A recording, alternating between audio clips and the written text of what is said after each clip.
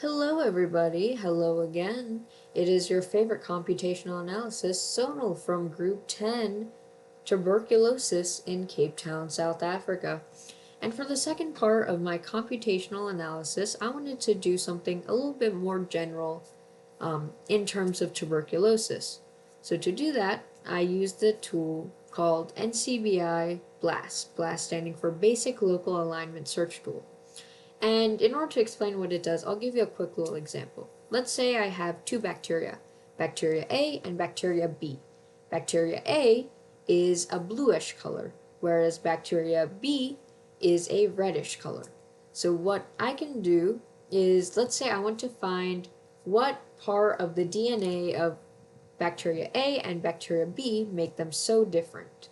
So I can say, I can take the DNA sequences of both bacterias and I can give it to BLAST. And what BLAST will do is it's going to go through the entire sequence that I give to it, and it's going to say, okay, these specific sections are very similar, right? Or they're the same. And these are the sections that are not similar.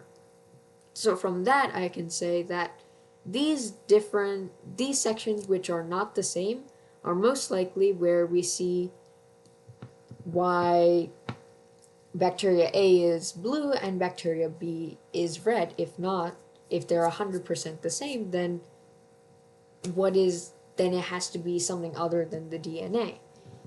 So in application of tuberculosis, I wanted to see what is so different between three strains of tuberculosis. So the three strains that I tested in here are the H37RV, which is our wild type, the Beijing strain, and the KZN R506 strain, which I'll refer to as KZN. The Beijing and the KZN strains are both some of the most common, not only in Cape Town, South Africa, but across the entire world. So this is the first analysis that I ran, and this is between our wild type and KZN. And as we can see here, in our search, both of the sequences were the exact same.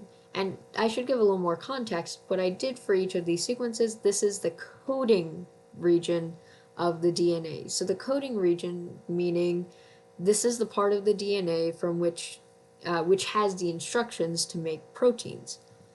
So, according to our analysis here, both of them have the exact same coding regions. So I ran it again, this time with the Beijing strain and the wild type, and I found the same exact thing, with the coding regions of both being the exact same. From there, as you can all guess, the Beijing strain and the KZN strain had the same results as well. So I determined that the difference cannot be just within the coding region, it has to be in the non-coding region.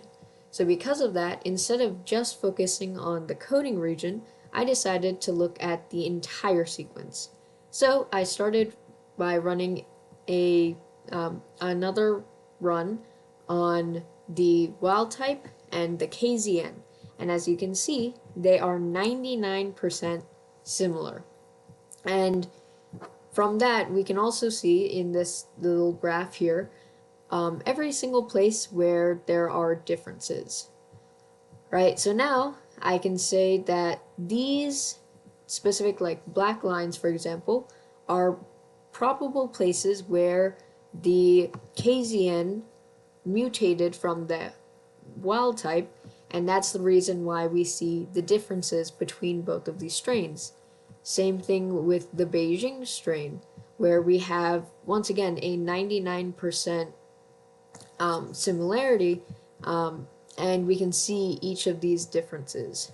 And last but not least, I did a quick run on KZN versus the Beijing strain, and you can see that there are even more differences as expected. So what we can draw from this is, using these sequences, we can find the differences, we can find what is so different between these different strains, and then possibly we can even try to isolate these specific differences to better help us in creating treatments for either strains. Thank you.